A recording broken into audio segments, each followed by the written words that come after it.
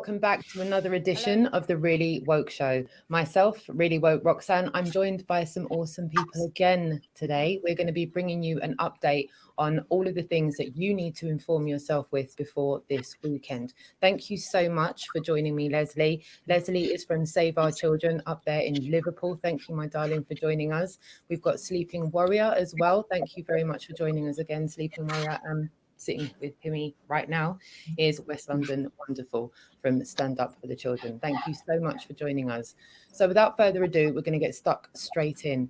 Sleeping Warrior, Anthony, where do we stand with regards to what's going on this weekend? And I'll let you take it off with Leslie just now, because this is where we're at. So we're in a position where we've gained some information that we can either choose to accept and do something with, or dismiss because we feel that that's the correct way to go. Leslie deals with Save the Children website, and obviously Geza down in London is, I believe, he's served on Gold and Silver Command, although I've not had it confirmed. He hasn't got back to me just yet. But the provisions that we spoke of in the last hangout apply in Liverpool equally, and in no way less than they do in London. They need slightly rejigging to accommodate the Liverpool rather than London, but nonetheless they still apply. But we've got a benefit that we've got a little bit more information in Liverpool now than what we had from London, because Geza's gone incommunicado. I guess he's just busy. So obviously I've had a conversation with Leslie prior, and she's got an open dialogue with not only the force solicitor and a constable that's liaising with force solicitor. We've got the legal position with force solicitor, and we're here today literally to discuss what do we do, how do we do this, and if we're going to proceed, which direction shall we go. And we have already had a conversation. I've already told Leslie that how it's going to be concluded from my perspective. There's no blind sides here. It has been pre-arranged. We've kind of had a brief discussion, but we want the people that are going to understand the issues so that they can say, well, they have had a conversation. It has been considered, and this is not knee-jerk reaction. We're not being careless or reckless. This is happening it's Thursday now, and this is happening literally because we're running out of time. But we're doing the best with what we've got to be able to do the best, because what we don't want to do is people turn up to the protesting, the police ransack it, and then everyone go, why was this not dealt with beforehand? It was a waste of my day, because nobody wants that.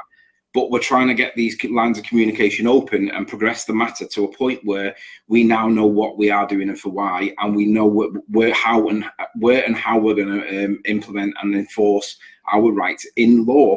So that's why we're here today. Leslie, do you want to tell us a little bit of background with regards to the police officer and the force solicitor that you've had dealings with?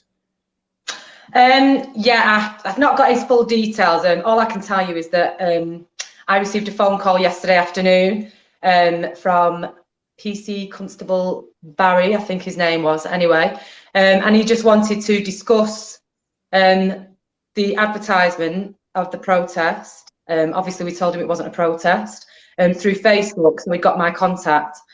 So I just spoke to him, was completely respectful, and advised him that, this isn't a protest, it's just like-minded friends that all have a common interest, and we wanted to meet and discuss the topics that we were interested in. He asked if we were an organisation or a charity.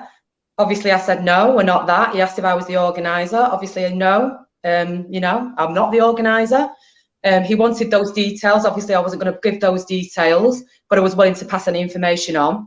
He needed to let me know to try to dissuade me whether this was the right time to be doing this. Of course. Rally. And obviously, I completely understood his point of view. Infection rates in Merseyside are at an all-time high.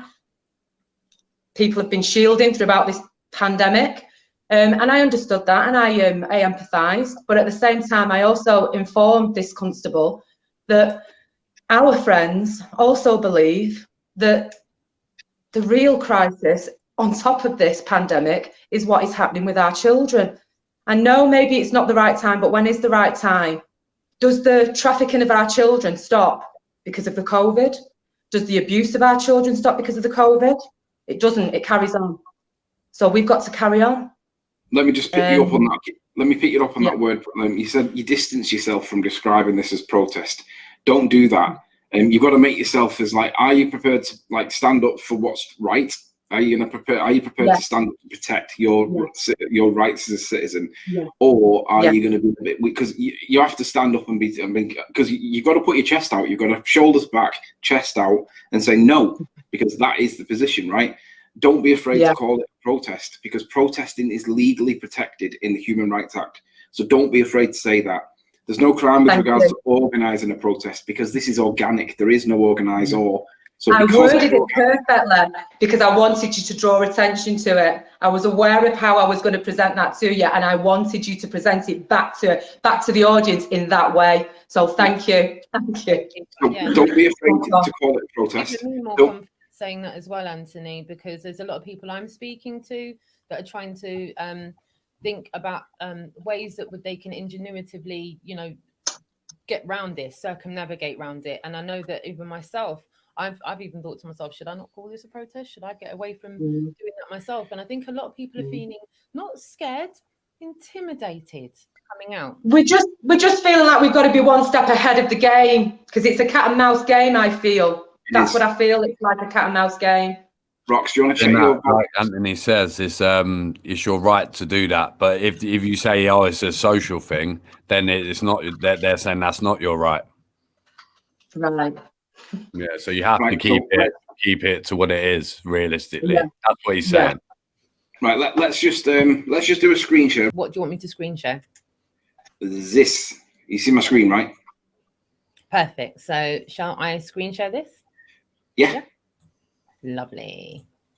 All right, Leslie. So I'm just going to run through briefly the law in the background with you. I know we've already done this, but this is for the audience to see, because they need to know this is where this is not an opinion.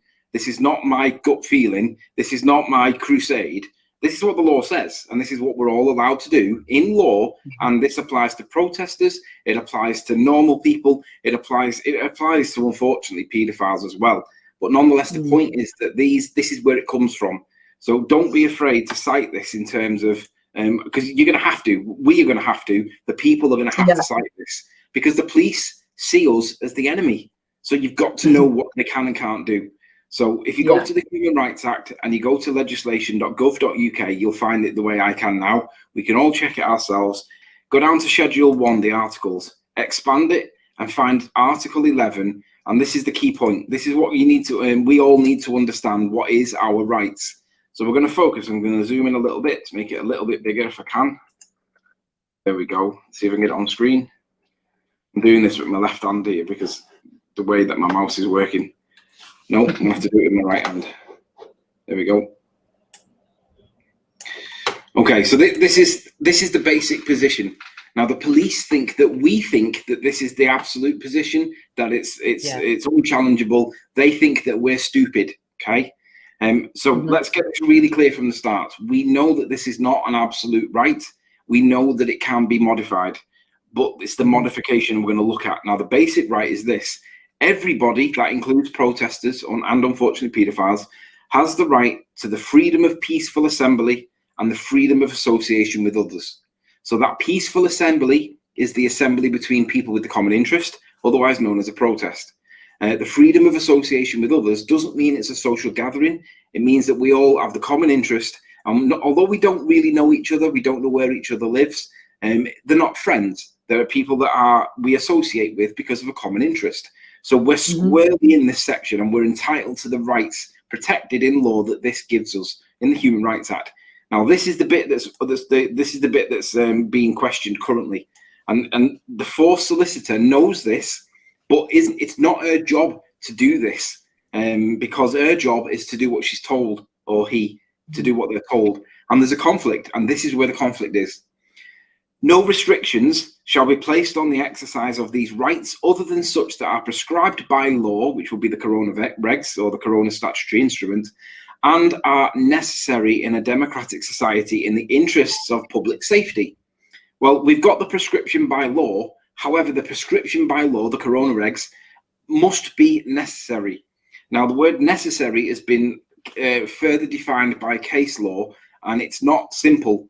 It's wishy-washy. And the reason why it's wishy-washy is to give the judiciary or the judges the opportunity to define these words for us.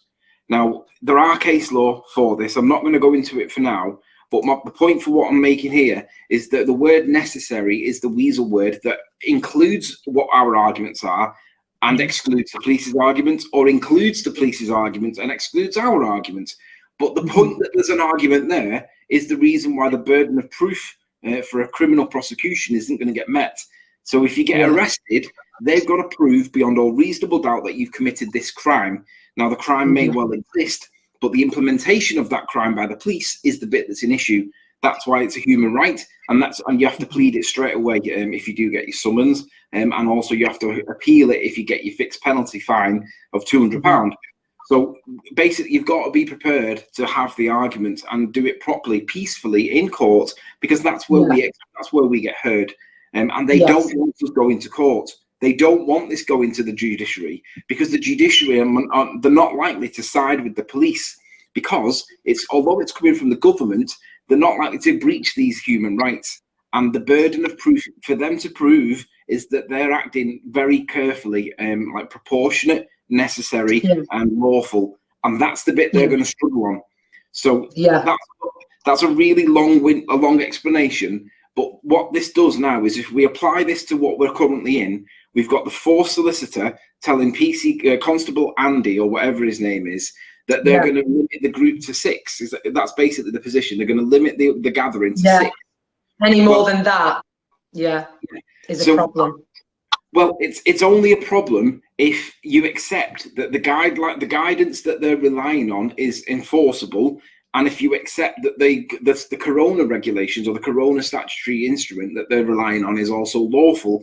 Well, we know that it's not proportionate, because we know that the coronavirus or COVID-19 or whatever it is that might or might not be out there, which deals with the necessary bit, is only affecting the elderly and the infirm, people with current conditions or elderly.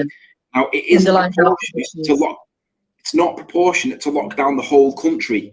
Now, if we can argue that, or they fail to prove that, not entirely sure where the burden of proof lies on it, but the point is that burden's got to be satisfied to the court's satisfaction, not to the police's satisfaction, not because the government tell the police that they've got to do it, to the courts. And ultimately, it's narrowly defined against the person that's relying on it. Now, they've got to satisfy that. Now, we've got to show that they can't satisfy it, or they've got to show that they can satisfy it. But either way, there's an argument there, and it's based in human rights. Now, it's not based around the argument about the coronavirus and the regulations. Yes, the police are going to come, and yes, the police are going to try and shut it down, and they will. They've made it really clear that they're going to do that. And unfortunately, unless we do something beforehand to prevent that, that is exactly what they're going to do. They've made it really clear in London last weekend, and in your correspondence to the Constable Andy and that force solicitor, they've made it clear that they see it as 6. Okay, that's what they see it as. So we've now got a choice. We can either say no, or we can go silent and hope that they don't enforce it. I'm telling you that we shouldn't do that. Because I'm telling you, they will go in heavy-handed and they'll split it up. They'll arrest 1 or 2 people, give them fines to scare people into it. Well, we can do something in advance to stop that. All we've got to do is put notice to the force solicitor through Constable Andy that her position violates the rights of the protesters, call them protesters, because they've got the same human rights to express and assemble, and the courts have got to be satisfied that the police have the lawful power to implement against us, and we're saying that they don't. So what I'd say to you is, let's use the time that we've got between now and Saturday, put them on notice that they can't do this because it violates everybody's rights, human rights that are there, and we acknowledge that they're not absolute rights. The issue is whether or not the action of the state is proportionate, necessary, and whether it's lawful. And we say it's not. It's for them to show that it is, but at this point in time, that conflict should stop them from implementing it. It won't do. I'm pretty sure it won't do. But at least if we put them on notice now and then they go ahead and do it anyway, it only supports us that for those that get isolated and singled out from the crowd, if they've already been put on notice that this is unlawful, it means that the burden or the the tables are put very much against them because they need to explain why they've done it when they've been told that it's unlawful from the perspective of the citizen, and they've got to justify why they did it. Now, if we don't do anything, they're not going to need to justify it because they didn't know there was a problem. But if we tell them there's a problem and make them justify it in writing preferably, or at least at some point later in the future, we can rely on this against the forced solicitor to show that we were being reasonable, that we put them in the position that they're currently in, and they did it anyway, and therefore they're likely to be guilty. Yeah, I mean, what are you thinking? I agree. I completely agree. Yeah, that's the way forward. We don't want to leave it as it stands at the moment because, as I say, our last correspondence, we set out what we believed would be acceptable because obviously we want to appease and we want to work with Merseyside Police. We don't want to work against them. They've been so supportive, I've got to say, in previous rallies, protests, whatever you want to call it. They've always supported us. They've always engaged with us, and always remained peaceful at all times. But we know now that the situation has changed. We know that government have been putting pressure on the force. So yeah, we need to have some kind of clear status of where we all stand. So yeah, we need to do that. What I'm going to do, I'm going to bring up the Geza document that you've had a copy of. Roxanne, do you want to screen share again? And you're on mute, by the way. No worries. I will happily screen share that. It's coming on. It's coming on. No worries. Right, let's zoom in a little bit. This is the bit that the police are not dealing with at the minute, right? What the police are doing is they're implementing the rules regardless of how lawful they are, because they've been told to by Daddy, by state, right? By government, by Boris. The problem they've got is they're in violation of their own oath, right? So police have got an oath that is the same as the Hippocratic oath from the doctors. The police have got an oath as well. Now, aside from the legality, this is the ethical, the moral position of the police. But this governs what they need to do, and we know they're not going to do it because Boris has told them not to. He's basically they're not going to do it, but they need to be aware, and this is why this is in the document, that the police's oath states clearly that they will uphold fundamental human rights and accord equal respect to all people, not just paedophiles. That includes protesters, right? Yeah. So when you get the minority groups that claim that they're not being respected in human rights, they are always listened to. But the peaceful majority that don't really want to get involved in it, they're completely ignored. It's always the peaceful majority that get ignored. Well, this is where we need to stand up and say, no, you need to listen to us because we've got these rights as well, and you're in violation of your own oath. It's supported in law. Your argument is with the state. It's not with the protesters. We're just minding our own business, collecting, freely assembling and freely protesting with the common interest. We are legally to do that, and the regulations that you're trying to rely upon are not enforceable. That's what we've got to get to them, right? We need a little bit of balance here. So Roxanne, do you want to play devil's advocate? Yes, please. Right, so you're going to be the police officer. Yep. You come up with the arguments for why it's wrong that what I'm suggesting is what we need to do, right? Put your policeman's hat on. Yeah, it's on. So you cannot do what you wish to do because you cannot meet up in people more than 6. And I can clearly see that there's a gathering here of a couple of 100 people. So you're all nicked. Okay, so do you understand that there's 2 valid conflicts here? There's the conflict between your own oath and there's the conflict between the Human Rights Act 1998, Article 11. Your own oath states that all people are afforded equal respect with regards to fundamental human rights. And we're asserting those rights. And now the legislation that's coming in under Article 11 clearly states a maximum of 6. Whilst you're applying that, you're ignoring the fact that the legislation itself isn't being proportionate to respect the fundamental human rights of everybody that's here. It isn't proportionate to limit it to 6 when it only affects elderly and the infirm or the people with cardiovascular problems. That's the problem with why you're implementing the law. If the law is not proportionate, you can't implement that. Right, I hear what you're saying, mister, right? But my commanding officer, he's told me that if I see anyone meeting up in groups more than 6, I'm to detain you. So I appreciate what you're saying, and that's all very well, but I'm still going to detain you because we've said under COVID regs, Section 8, you can't meet up. So I'm going to detain you under Section 8. Respectfully, your commanding officer has been served legal notice that what he's doing is unlawful, and the fourth solicitor has been told. We've got one who's not complying here. Go on, sir. I'm listening, but Fourth solicitor has been told the legal position, and we've encouraged them to check the law because we're entitled to human rights. And the fact that you're depriving us of it based on what you think is the right thing to do because you're following orders doesn't make it right. Hitler did that in the Second World War with the Nazis. He allowed all of his officers, Secret Service and Gestapo and all them, to claim that it was just their job. And you're doing the exact same thing now. So whilst you can, if you wish, arrest me, you are under notice that what you're doing is unlawful. And all you're going to do is make my damages claim 4 times more expensive for the taxpayer. Now, ultimately, this is very new legislation, and Boris's own backbench and supporting bench, his own side, are laughing at him and criticising him and protesting against him because they know that this is unlawful, and you're encouraging it by doing it. I'm going to ask you to respect the rule of law or arrest me. You've made some good points there, sir. What we're going to do? Get out of that one though. What they're going to do is they're going to start. All I would do as an officer is repeat what I've just said then. And I've just said, well, I'm still going to detain you under Section 8. But then the problem they've got then is that there's like hundreds of people there, which they're then going to have to arrest everybody. And they know they can't do that. But also the ones that they do arrest, that so far we've not come across anybody that's been prosecuted. And I've dealt with 4 people. They've all been released without charge. Without charge, yeah. So what they're doing is they're picking everybody off to stop it, but they're not actually doing anything.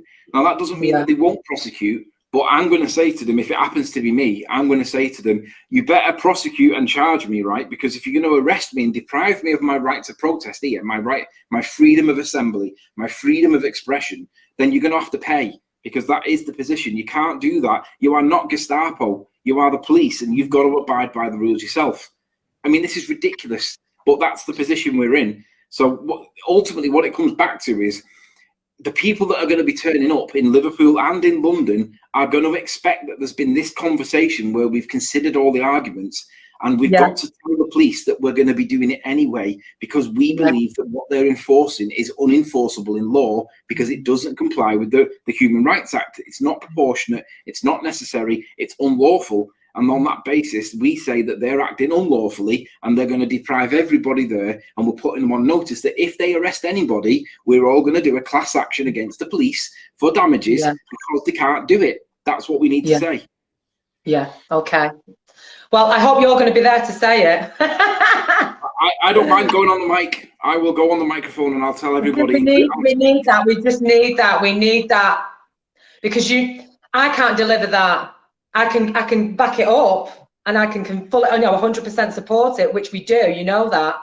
But I think it needs to be delivered. And I think, on the day, we're going to have to check out the situation and then we'll decide when we bring you on to speak. I will go on microphone and I will talk directly to the police officers through the microphone, and I will tell them to back off and put down the shields. Because they can't break the law themselves just by implementing another law. They've got to respect the human rights. It pervades every single legislation we've got, always. So we need you there first then. I think we need you speaking before we even go any further with anything. Because once you've delivered facts, then we can move on from there. But I really think that needs to come right from the very get-go, just so everybody knows where they stand. And we also need, I'll do you a letter, or I'll do a notice this afternoon that's going to have to be sent to that constable, and he needs to be instructed that needs to go back to Gold and Silver Command, and he needs to tell us that he's done it, because if he tells us he's done it, or if he's silent on it, it changes how things are, because if he's silent on it, it means that he personally is going to be directly involved in this weirdness, or if he tells us he's done it, then we can assert that they've had it and they're making that decision. Regardless, if we send that via email, I've got the proof that was sent. Yeah. And if it states in that email that we're requesting that is sent on to Silver Command and it doesn't go to Silver Command, then we've also got the proof there in that email. So. Yeah. Yeah, because then there'll be a trail back, and if it doesn't get given to the relevant people, then, as you would say, there's hawky-pawky going on. There definitely will be hokey-pokey going on. It's just, where is the hokey-pokey going to be? Now, I don't think that the constable, given that he's got his pension and he's got his service in, I don't think he's going to do that hokey-pokey, because he doesn't really... No. He knows that this is serious. He knows it's delicate. He knows it's sensitive. He's just going to pass it on. I'm pretty certain he will. Where the hokey-pokey is going to go on will be with forced solicitor, because she's going to be, or he's going to be conflicted, because on the one hand, she's got the government telling her, implement these rules, but on the other hand, we're saying these rules apply in our favour as well. So she's going to be... So that information coming back won't come back. So that silence is going to be the problem that they're going to have. Yeah. That's the way forward. Fantastic. Okay. Yeah, 100%. That kind of that went a lot easier than I expected. Hope you're feeling more confident. To be honest, you know, we'd spoken last night, and I just wish that we'd have got your response before anybody else's, before we'd had any kind of dialogue. But it is what it is. But now we have. We're completely 100% on board with that. It's so obvious, isn't it? When you look at it, it's so obvious. But the problem is, most people don't realise that, because what happens is the police say these are not absolute rights, and no one knows to come back to it. And it's because you've got to have done the study of it to understand, we know they're not absolute rights, but you've got to stand by what that qualification is. The qualification works against them. It doesn't work in our favour directly. It works directly against them first, not against us. But once you go past that qualification, then it's going to be either lawful or unlawful what they're doing. But they don't realise that. They think it applies directly against us. Well, that's only because they've got the belief from the state that what they're doing is lawful. Well, when that instruction from the state becomes challenged, then all of a sudden they should go, whoa, hang on. At the moment, there's a legal challenge here, and we're going to let this one go until next week. Because it's a grey area. It's a grey area where both sides have got valid points, but therefore you just can't go through with what they're, implying that they're going to do, because it's not lawful. It's just not lawful. Now, the argument against that is that we're creating a grey area when there is none. But the reality, the grey area is just there. The reality is, like they always say to us, ignorance is no defence to the law. Well, they're being ignorant because the law clearly states that these rights are not absolute, but to be implemented, they've got to be necessary, proportionate, and they've got to be lawful. Well, they've got to demonstrate that they're not. Now, it might be that we've got to demonstrate, but either way, that argument does exist, because why are doctors standing up? Why is it that doctors are saying that something else is going on? I'm not a doctor, and I don't say I trust doctors completely. I don't. I don't trust anybody completely unless they can prove their point to be true. But like you said, there's an argument there. There's an argument there. And that argument is a legitimate argument. And for that reason, the police should back off and go, do you know what? Right now, we're kind of like, we don't really know, but we're going to let this one go because we don't really know. And we don't know. But that argument needs to happen, because at the moment it's not happening, and the police are going to be really heavy-handed. Agreed. Agreed. With that argument happening, it does start to shed a light on the COVID-19 situation being a purely political one, which then is, borders into the line of treason, which then still affects our human rights. So I think it all kind of overlaps into a catch-22 here. But I think the more that people can inform themselves before this weekend, if you're an individual who is planning to go out at the weekend and you do not inform yourself, then you're not going to be helping the greater good.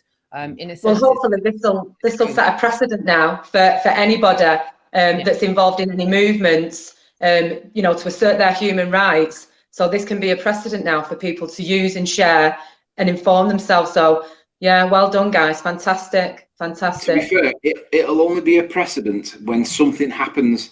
At the moment, we're saying, no, these are our rights, we're having them. And they're saying, we know we've got rights, but the government have told us to do this, so we're doing it anyway. And we're saying, no, it's not lawful. So at the moment, we haven't really set a precedent. What we have done is put forward a valid legal argument that needs to be addressed. Now, we're running out of time here, and the reality is we are running out of time. However, once they get this, once Silver Command or Gold Command gets the instructions, the notice to back off, they're going to have to action it, because once it comes in formally, they're going to have to show that they've dealt with it. Now, at the end of the day, I'm legally qualified to the same level and standard that forced solicitor is. I might not be in practice now, but I know that she knows that we were both taught the same stuff. I know that she knows the Human Rights Act pervades on all people, right? And there is and it's really important when you get that first hearing, when you get your name and address in the magistrate's court, that's the point where you bring up the human rights thing. They always say you don't need to even attend it because they don't want you going asserting your human rights. Well, these human rights are there and they're entitled to for everybody, including paedophiles, unfortunately, but nonetheless, they've got that right. Well, we've got that right too, and we're not being ignored. So that's I mean, to be honest, personally for me, those consequences aren't really an issue for me anyway. It certainly doesn't deter me from going ahead on Saturday, if that makes sense. But it's nice to know that there is, legally, there is a way forward if any of those were ever implemented against, myself or anybody else. So for that reason, it's fantastic. Because up until speaking to you yesterday, we had no idea that we even had a stance with regards to, fighting any fines. So let's put this guidance into perspective so that everybody watching can understand the weight that is attached to this guidance. Okay, the Human Rights Act pervades all laws, right? It's seen as it's just paramount. It pervades everything. And the human rights pervades the application of this thing by Boris Johnson, these coronavirus statutory instruments to do with fingerprints and DNA profiling, which hasn't made the news yet for some reason. But it also deals with this Rule of Six. And it deals with anything to do with coronavirus, all of the legislation that's being brought out, because it's one of those public issues. It's the health of the public, right? So what's happened is he's brought out the legislation. And the legislation is neither proportionate or necessary or lawful, right, in our opinion. And that's likely to be upheld. But their argument would be, well, this guidance dilutes that position from unnecessary or disproportionate to we're slackening the rules because we're saying, well, you can have the protesting, but you've got to stick to the rules, which basically is a Weasley way of saying the same thing. But they're trying to make it look like they're being more reasonable. But the reality is, the guidelines that they're trying to weasel at and make it look like they're being proportionate are basically not law. And although they are guidance, what it does is, because the regulations make reference to it in some way, it kind of incorporates it. But it's incorporating something that's not actually a law. It is actually guidance.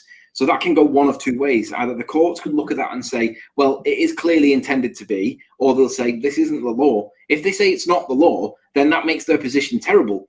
But if they say it is the law, it gives them a little bit of weasel room to claim that they're being proportionate. But at the end of the day, that proportionality is still, that Rule of Six is still being applied. They've got to be able to prove it as well. They've got to be able to prove beyond any shadow of a doubt that it's proportionate. And that's the difficulty. That's what I was going to say. That Rule of Six is still being applied against the wrong demographic. The wrong demographic is disproportionate. If it was, I'll tell you where it would be proportionate. If it was the veterans and the pensioners that were arguing over pensioners' wage, the pension, or it was arguing over nursing home standards or whatever, then I could understand that it would be a valid argument, because it would be filled with the people in the demographic that would be likely to capture it and get injured or ill or die or whatever. But obviously, most people that are dealing with children, like, we're all around the 25 to 45, 50, 55 maybe. Everybody's below. I wouldn't even say 55. I'd say, maybe 45, 50 tops. No one's 70. No one's 70. No, there's not going to be anybody there that's 70, right? You're probably not going to get anyone at 60. But that demographic will be the proportion argument, and there's nobody going to be there of that proportion, of that range. So they can't argue proportionality. No, not at all, not at all. And not even that as well. I mean, we encourage everybody to do what they feel they need to do to feel safe. We don't tell, people that come to any of our protests not to wear masks, not to social distance. It's a human right. It's their choice. Again, well, that's the other side to it, isn't it? Of course, that's the other side, of course, because if you feel that you're at risk by going to one of the gatherings, protests, meets, whatever you want to call it, all you've got to do, according to the legislation, is wear a mask, and all of a sudden you're safe. Exactly. Yeah. And keep 1 meter apart. Easy. Simple. I thought it was 2 meters. No, I think it's, well, have you widened it again? I know it did go to 1 meter, 2 meter. Very. There we go. The goalposts change all the time. But the other thing is, of course, the other way to do it is like just to take the piss out of them is that if you all get into groups of 6 and create your own bubble, just hug each other, even though you don't know each other because you're not in a bubble. If you create a bubble, like putting your arms around each other and create bubbles, then you're complying with the rules, and it's ridiculous because you're all spreading, you're all within the meter. It's just complete nonsense. But this is the argument. You've just hit the nail on the head. I think that's the favourite phrase of this year. Complete nonsense. #6-way hug. #6-way hug. #love bubble. 6-way hugs, because that's all you've got to do, and then you're complying with the law again. So just woe betide anybody that gets 7, because you're then breaching the rules. Don't do it after 10 o'clock at night either. Yeah. Oh God, that's when it really comes to get you. But that's how stupid it is. Oh, it's just embarrassing that it's even got to this. Yeah, it really has. But the problem is that so many people follow, the mainstream media, read the papers, and so many people are so scared, and that's what upsets me more than anything else. The fear. They're not scared of the virus. They're scared of, the arrests and the threat more than anything. What other people think, and what other people think about what they think about the virus. There's more fear of that than other people. There's more fear of that and all of that, what it encompasses, than there is of the actual virus. And let's pick on the adjective that Roxanne used before. She said it was completely a political thing. Let's add 2 words to that. We'll add legal, so we'll make it politico-legal, and we'll also add the word pseudo. So we've got a pseudo-politico-legal scenario that doesn't really exist. That's where we're at. Yeah, because as you said already, the argument's actually there with learned individuals, people that have put a whole lifetime invested into the medical profession, who are under their oath doing what they feel is necessary. And those doctors coming out and saying, look, there are known cures. There are known cures that, and I use the black swan, issue with, if COVID is what they're saying it is, then there is a known treatment that is non-profit. It takes, I think it's about 10 cents per pill for a hydroxy. I'm just going to say hydroxy. It's very cheap. Apparently there is Sun Pharmaceuticals in India that's been given a contract to make some of it as well. I've seen from that cure. And as we know, wars and the rest of it have all been started for profit. A lot of people make mega money on wars and illness, and no one really promotes cures because no one's going to make a profit off of that. And so hydroxy is something that a lot of doctors have come out and said, look, after a course of hydroxy, I've had 100% success rate on my patients, something that we've gone through a lot on the Really Woke show. We were talking about hydroxy all the way back in March, and saying that there is a known regimented treatment that within 10 days, and apparently that's what Boris had, and that's why he bounced back out of hospital right as rain. And if you're fit and healthy, you should just need sunlight and vitamins, and you should vitamin D. The argument's there. On one hand, they're promoting this fear tactic, and on the other hand, you've got learned individuals going, this is not what it's pertained to be, and they're going against the narrative. And as you all know, watching as well, as soon as you go against the narrative, you have the world and their uncle on your shoulder trolling. Again, where's the balanced argument? We've got the mainstream media pushing through the fear, but we're not hearing this other side, this relevant, factual. It's factual. They're just chucking anything they want out there with no backbone to it. There's a new advert out saying don't go near grandparents and stuff like that, scaring children away from their grandparents. It's disgusting. These implementations are going to be implemented until next year, March. Until the vaccine? I don't see that as proportionate or necessary, far less legal. So I think we do have a good argument on our hands here. I'm going to try and do an extra maybe live stream this week on Friday. I think quite a lot of people that are on the front lines across the country on Saturday may want to come together to give all of the people that have been following everything that they've been doing, including yourself for many months now. I think maybe, a bit of a battle cry perhaps on Friday evening, just to reassure everybody that they are doing the right thing, because I know that people are being intimidated at the moment. People are being intimidated by trolls on their social media. All of a sudden these accounts are coming up with kind of empty threats. I've had messages from people saying, you know, ABC will happen to them if they go out on Saturday, you know, and that's not on. I've seen other content makers making reassuring content this morning because they've been having people get in contact with them.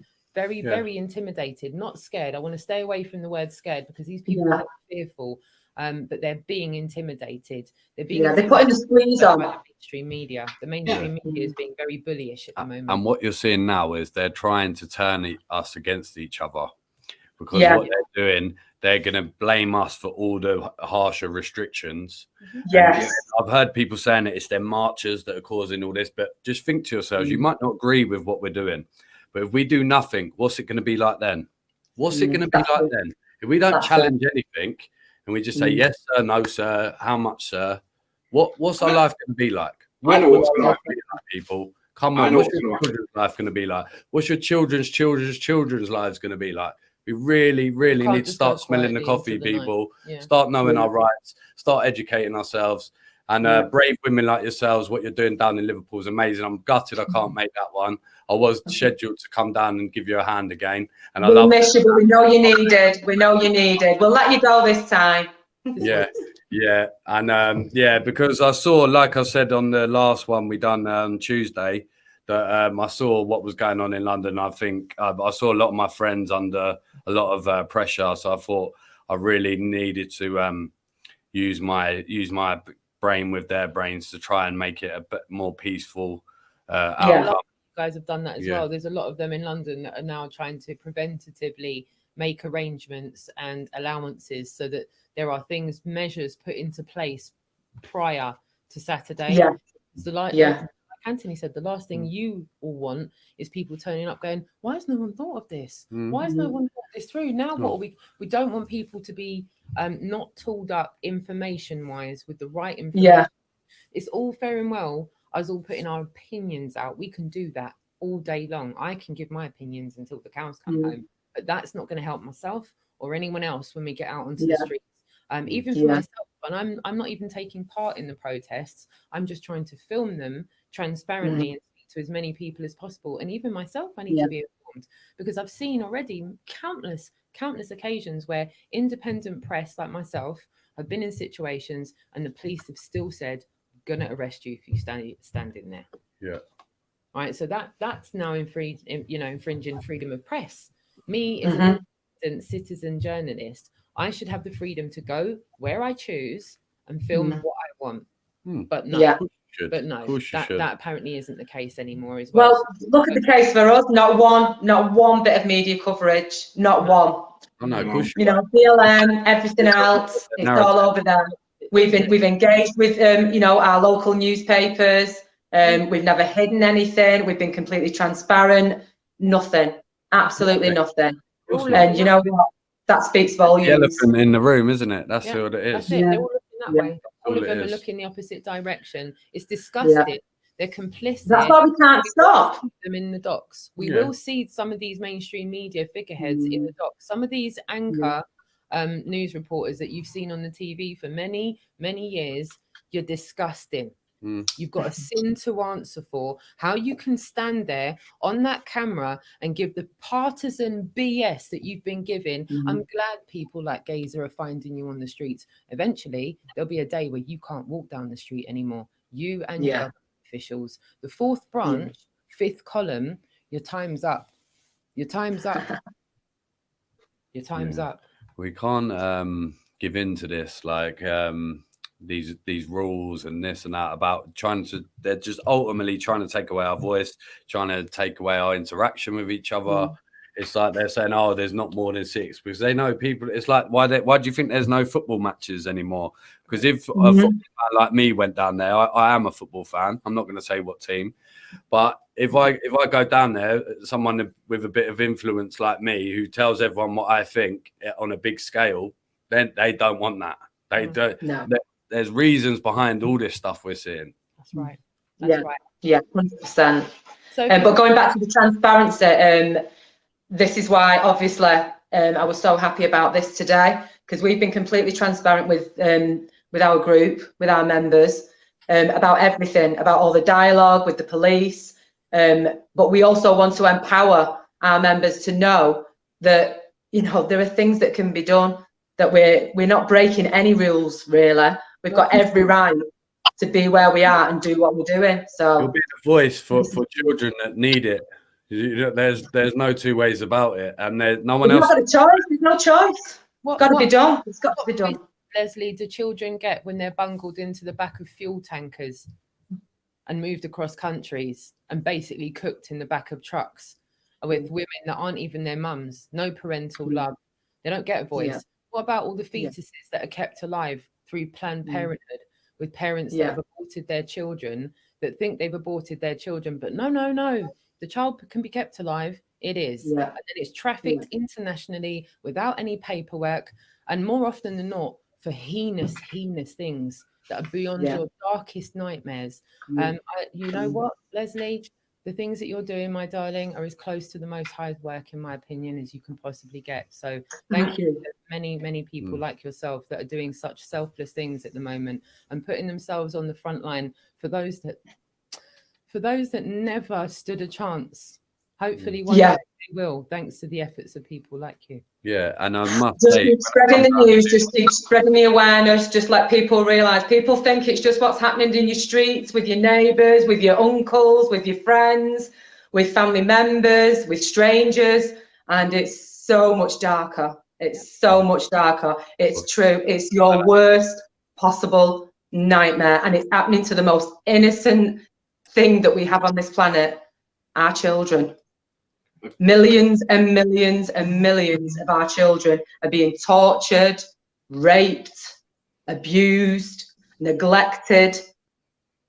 How can this be? Why are any of our leaders not talking about this? Why is it not top of the agenda? Most of them are involved in it. Most institutions are involved in it, Leslie, unfortunately. Who have we been taught to trust the most, eh? The people that we should be fearing the most. Correct. Exactly. My battery's going to go soon, guys, on my phone, just so you know.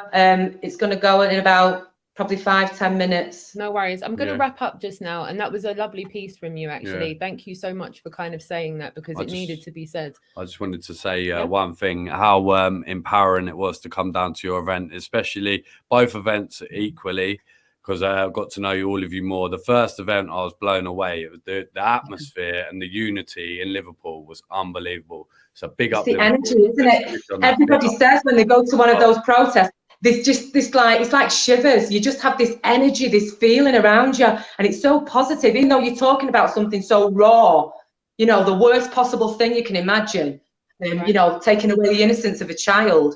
But the effect that has by sharing that, you can't explain it. You've got to be there to know what that experience feels like. And that is an unbelievable day, and the music at the end, everything. It was just a brilliant day. Yeah. And you're stuck with me now. You're all stuck with me now. Wouldn't have it any other way. I'm just so glad that we connected, all of us. Yeah. I love it. And I would say as well, if this is a subject, obviously most people are aware of paedophilia, but if this is a topic that you aren't aware of and you're within reach of Liverpool, then go with your bubble on Saturday. Go with your bubble and go and see what this is all about. Go and support this. I understand London is quite a stretch. There is also a gathering going on in Liverpool. More information on that on my community section and all my other social media outlets. There's multiple things going on across the country on the 26th. So whether you can get to London, whether you can get to Liverpool, whether you can get to Newcastle, there is something going on. So stay tuned for more updates on that as well. But as far as Liverpool's concerned, Leslie, my darling, I do hope everything goes well on Saturday. And please do come back on Friday evening and join us for it's a bit of a late one, 10 o'clock. That's perfect for me. And it's where a lot of people from a lot of other movements as well can come together. And show unity for those that are braving it and coming out, because that is what it is. It's braving it to come out on Saturday. This is pretty much the new age battle of Britain. It's a peaceful one. It's a peaceful one. Yeah, definitely. Definitely. It's gotta be. Anthony, is there anything you'd like to say before we wrap up? I've just realised my microphone's been that stupid one all the time, and it's going to sound crap. I've changed it. I realise why. But other than that, no. Assert your position, guys. Be prepared to be arrested, unfortunately, until this settles down. I hope the police listen, and I hope that they say, for now, at least, we're going to back off. Will they? Probably not, if I'm honest. But the reality is, if we don't fight for this, we're going to lose it. And if we don't lose it, we might get it back, but we'll all be vaccinated. And I'm not getting vaccinated. I'm happy to go without it and run the risk. It's my risk to run. I don't fancy being pumped full of mercury, formaldehyde, aluminium, aborted fetal cells, all that nonsense, pig gelatin, monkey DNA. I could go on all day, to be honest. But yeah, definitely, especially not an unlicensed fast track vaccination. I just wanted to add that in. Sorry. Yeah. Sorry. No, well said. Well said. It's disgusting. Yeah, well said. It's abhorrent and disgusting what they're pumping in to human bodies. I myself, I was born in 81. I'm not vaccinated. Neither are my children. And we're perfectly healthy. No ailments at all. We're perfectly fine. My children have not been a risk to anyone else either. My son's also had chickenpox, just like all of his mates. He went through it just fine. And so that's something that I'd like to wrap up on. Please look into these subjects. Don't take our word for anything you've heard here. Look into these topics for yourself. In the description box, there'll be a load of information for how you can find out more about Save Our Children UK. You can find out more about Stand Up for the Children. I'll put Sleeping Warriors details and a host of other information there as well. Thank you, Leslie. Thank you. No worries. Thank you, Sleeping Warrior. And until next time, you've been watching The Really Woke Show. Take care, everyone.